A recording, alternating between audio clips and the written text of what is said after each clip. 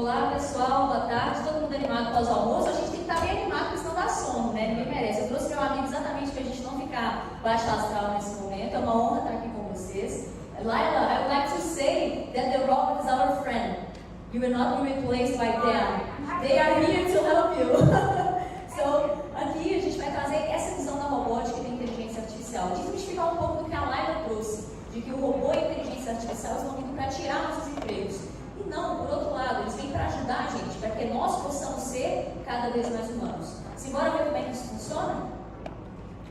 Como a Laila disse, eu sou cofundadora e CEO da AI Robots, ou AI Robots, para ficar mais fácil. Nós somos acelerados pela Microsoft aqui no Brasil, nos programas Impact e Ventures, que são focados em empreendedorismo feminino, mais do que empreendedorismo feminino em times diversos. Por isso eles chamam I, não é X, é nós, homens e mulheres, com todas as diversidades possíveis juntos. Porque é onde tem diversidade, que tem inovação, que tem disrupção e é onde a gente promove mudança no mundo. Além disso, eu participo, sou uma das representantes do chapter de Petit, da Singularity, nossa região industrial. Sou consultora de inovação aberta e transformação digital desde 2014. Então, não só no contexto de indústria, mas em outros mercados diversos. E estou sempre aprendendo. Prefiro me definir como uma lifelong learner, porque quanto mais a gente troca, mais a gente aprende. Então, bora lá desmistificar um pouco disso. Por que muita gente tem medo da robótica, medo da inteligência artificial? Como aplicar esses dois conceitos dentro de um cenário de humanização e como aproveitar essas tecnologias para o nosso bem, independente do mercado que vocês atuem. Saúde, retail, indústria, quaisquer desses mercados, educação, eles podem se aproveitar dessas tecnologias. Então vamos entender como a gente usa isso na prática.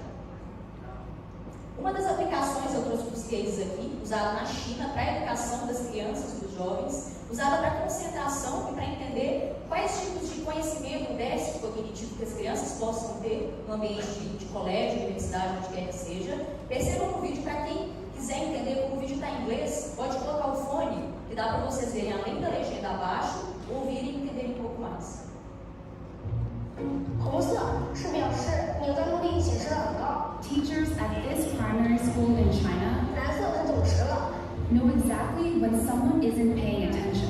白色就是你可能跟网络还没有连接好。 These headbands measure each student's level of concentration. The information is then directly sent to the teacher's computer and to parents. China has big plans to become a global leader in artificial intelligence. It has enabled a cashless economy where people make purchases with their faces. A giant network of surveillance cameras with facial recognition helps police monitor citizens. Meanwhile, some schools offer glimpses of what the future of high-tech education in the country might look like. Classrooms have robots that analyze students' health and engagement levels. Students wear uniforms with chips that track their locations. There are even surveillance cameras that monitor how often students check their phones or yawn during classes. Percebam que dá para usar a inteligência artificial nesse contexto, a robótica dentro da sala de aula, para entender o nível de atenção dos alunos, a produtividade deles, como eles estão interagindo potencialmente. Na continuação do vídeo a gente tem que fazer alguns recortes, mas tem sensores uniformes que identificam onde as crianças estão para evitar qualquer tipo de problema e entender como elas estão se comportando dentro do ambiente escolar. Outra aplicação também super possível no contexto mais da inteligência artificial em si, para reconhecimento de imagem, de espaço, para pessoas com deficiência visual, como aplicar gadgets como realidade aumentada, mista, um HoloLens da Microsoft, como exemplo do vídeo que a gente vai ver, para escanear o espaço em que você está, ajudar uma pessoa com deficiência visual a caminhar com tranquilidade, ouvindo quais são os objetos que estão à sua frente. Percebam como isso pode ser utilizado. All the technology of virtual reality and augmented reality is about acquiring information about what's out there in the scene and then converting it to other uses. All these things are coming together largely as a result of consumer technology, not because someone wanted to build a device for the blind. And we're just riding that wave and combining these different devices and concepts to make a new thing that never existed before.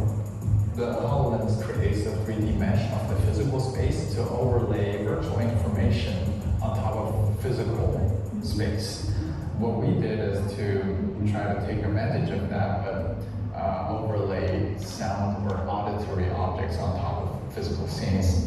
Imagine you are in a world where all the objects around you have voices. When you first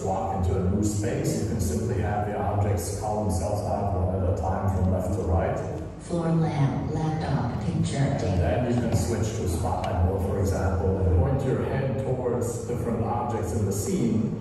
They get activated and speak their names to you. It tries to communicate the visual world at the cognitive level, at the level of language, at the level of understanding. Navigation started. Follow me. Follow me. Essentially, we implemented this virtual guide. It always stays a few steps ahead of the user. Then it calls out, follow me, up 2 flights of stairs, around a few corners, a long stretch of corridor, and then a final turn into my office. That's pretty cool. We have 7 blind subjects, and they all managed to do the task to my second floor office the first try.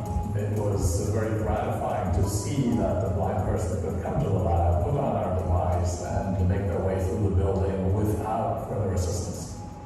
The sky's the limit for what kind of functionalities you want to build into a device like that, because it's essentially a software problem.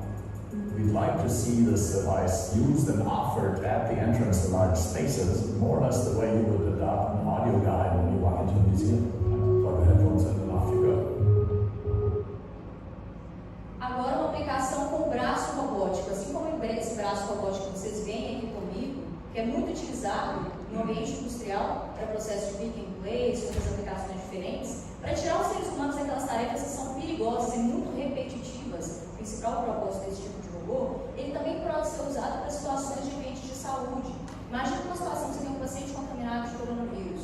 Você não consegue mandar uma pessoa para ir lá porque tem um risco grande de também se contaminar. Por que não mandar um robô, deslocando como um robô móvel daquele, para fazer a posição? E outra, percebam que ele é colaborativo. Por quê? Eu encosto nele, ele para.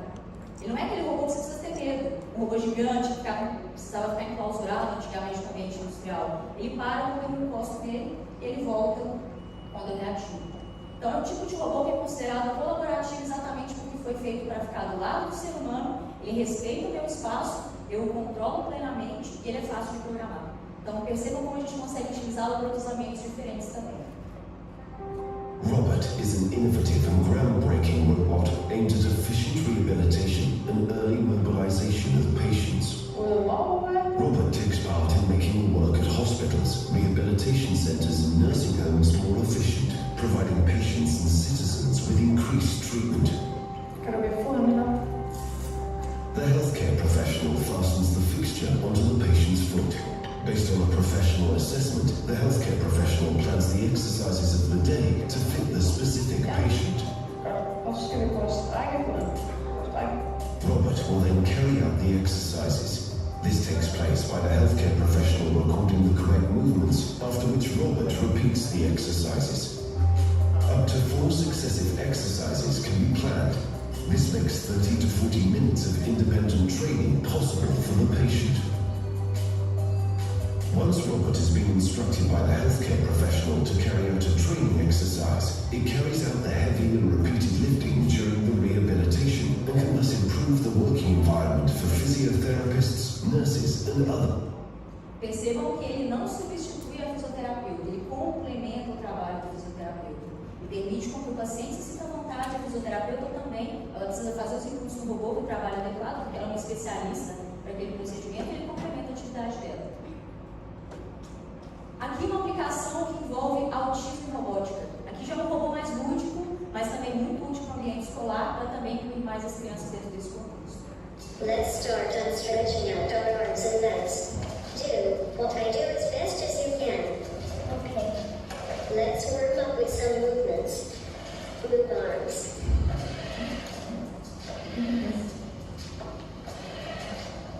There you go, Jack.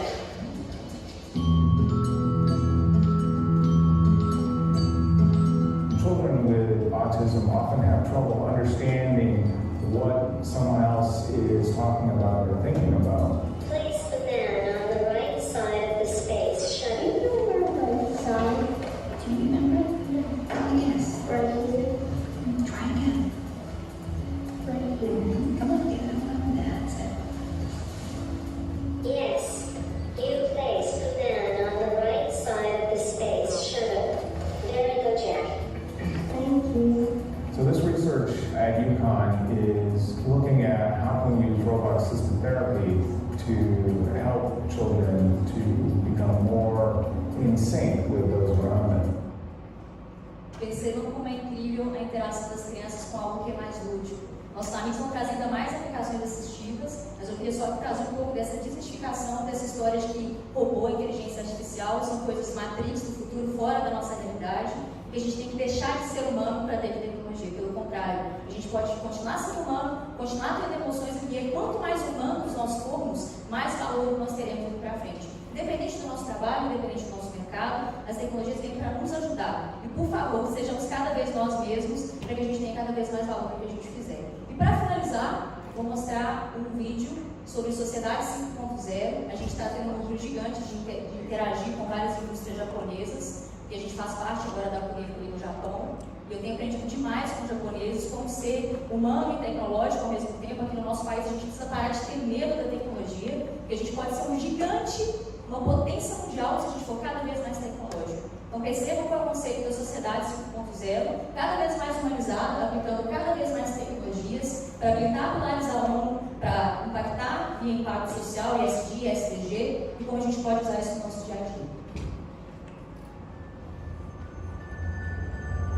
In Japan, innovation has been transforming our society, in which people can extend human ability.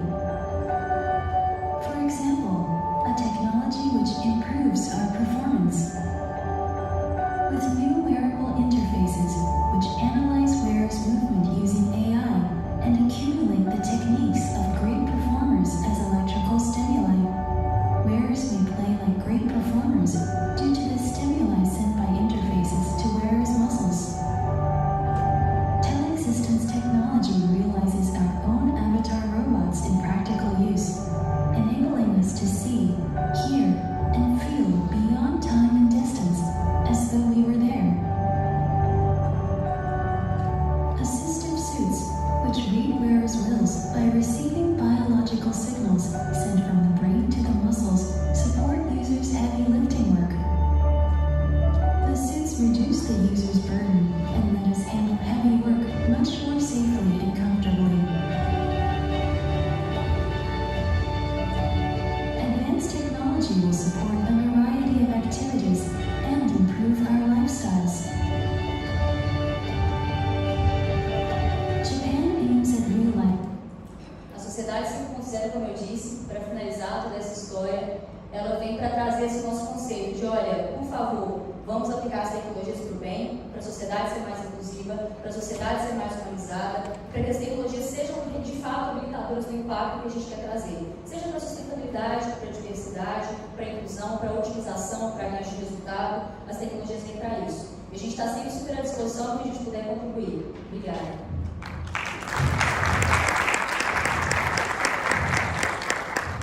Thanks so much. Now I'm good friends with this one. I actually noted that they spoke Danish in one of the videos. It was a little bit disturbing to me because suddenly somebody was speaking Danish. So the ones where they did the thing with the foot was a Danish video. So I was understanding that. Thanks so much for sharing. You can meet